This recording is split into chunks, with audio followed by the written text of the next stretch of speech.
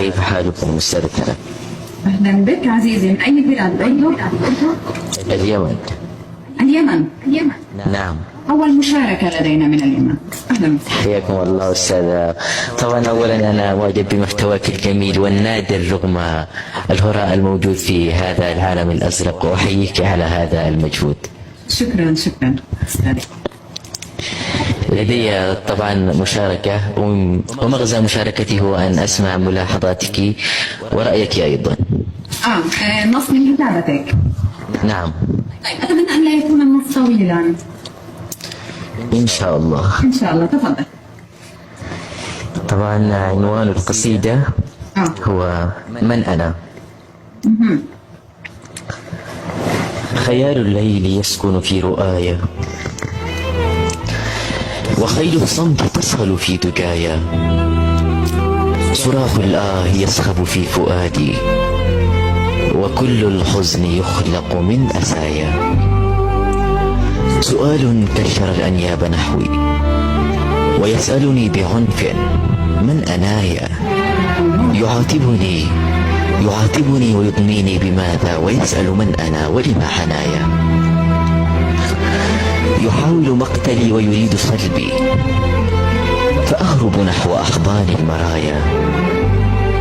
أيسأل من أنا وأنا سؤال تذيله القنابل والشظايا. أنا طفل وعمري 1000 عام، وليد غدي وأسكن في صبايا. أفتش داخلي عني فأحبو إلى أمسي، ولا ألقى خطايا. أنا جفن بناه الدمع نعيا، أنا الطوفان يعبر في حشايا.